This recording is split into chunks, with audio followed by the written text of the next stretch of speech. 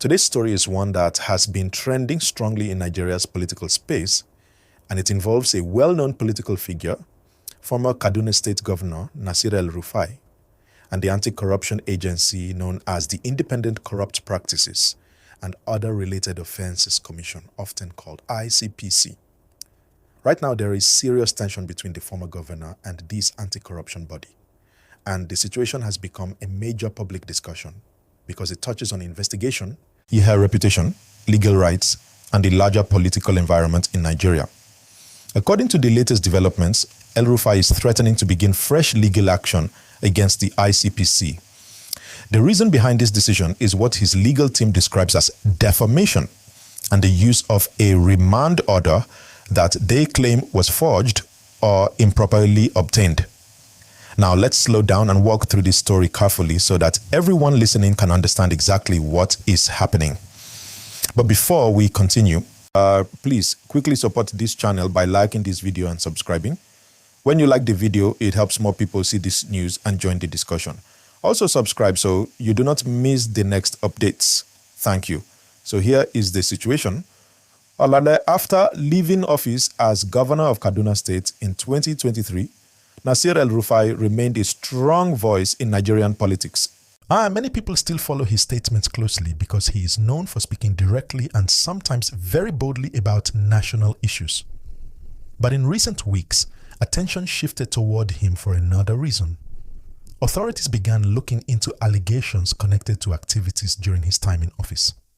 The investigation was being handled by the ICPC, which is one of Nigeria's main agencies responsible for fighting corruption and misuse of public resources.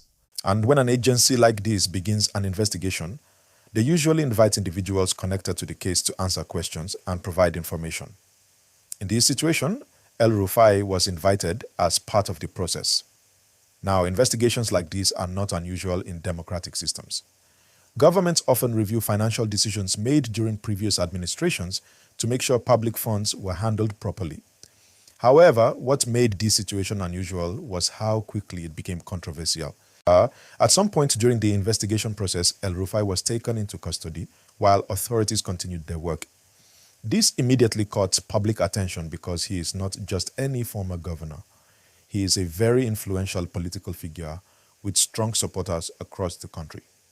Soon after, reports began circulating that investigators also conducted a search operation at his residence in Abuja. During that search, officials claimed they recovered certain equipment which they said could intercept communications. That particular claim surprised many people who heard it, but El-Rufai's side strongly rejected that narrative. His family and legal team argued that the operation was not conducted in a fair or proper manner.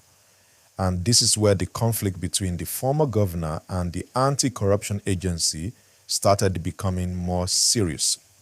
While all of this was happening, another important issue emerged. It had to do with the legal document used to keep him in custody during the investigation. This document is called a remand order. Let me explain it in simple terms so everyone listening understands. When investigators want to keep a suspect in custody while they continue examining a case, they usually go to court to obtain permission. The court then issues a remand order allowing the suspect to remain in custody for a certain period of time. This is supposed to follow strict legal procedures. However, El-Rufai's lawyers are now saying that the remand order used in his case has serious problems. According to them, the document may have been forged or improperly obtained. That is a very strong accusation. If a remand order is truly forged, it would mean the legal process was not followed correctly. Because of this claim, El-Rufai's legal team has warned that they may take the matter to court, and not just any small legal complaint. They are preparing what is called a pre-action notice, which is usually the first step before filing a lawsuit. In that notice, they accuse the ICPC of defamation, abuse of office, and violation of their clients' rights. Defamation basically means damaging someone's reputation by spreading information that is claimed to be false.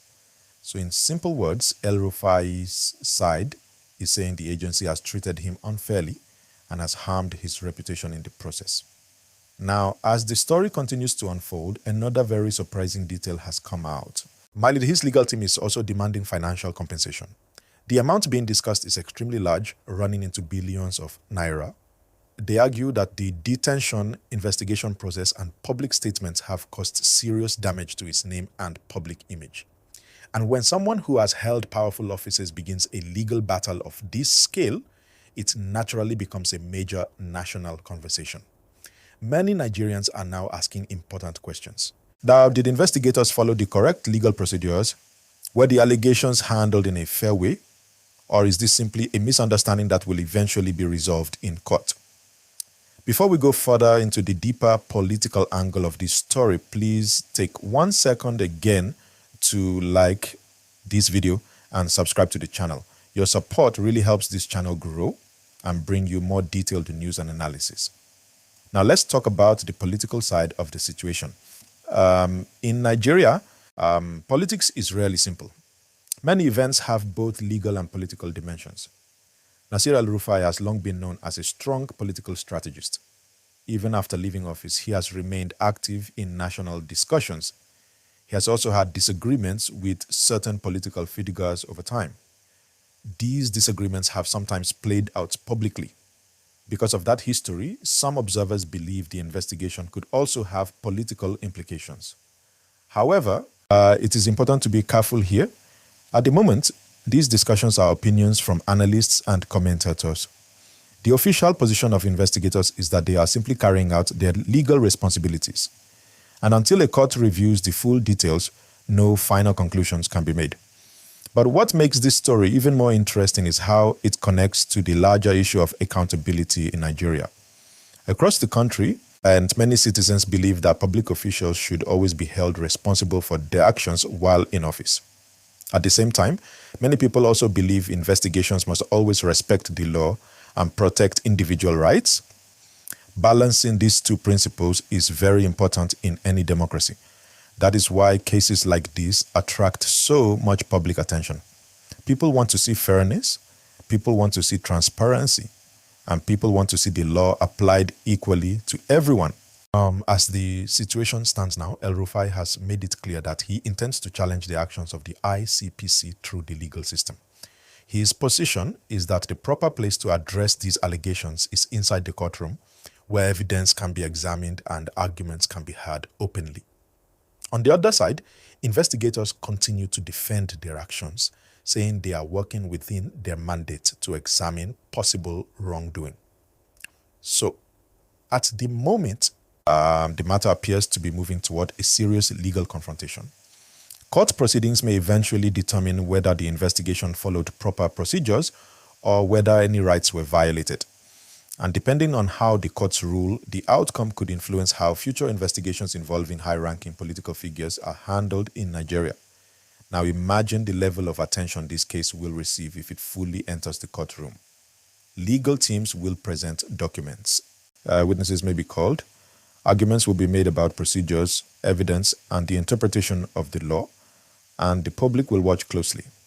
Because beyond the personalities involved, the case could shape conversations about governance and accountability in the country.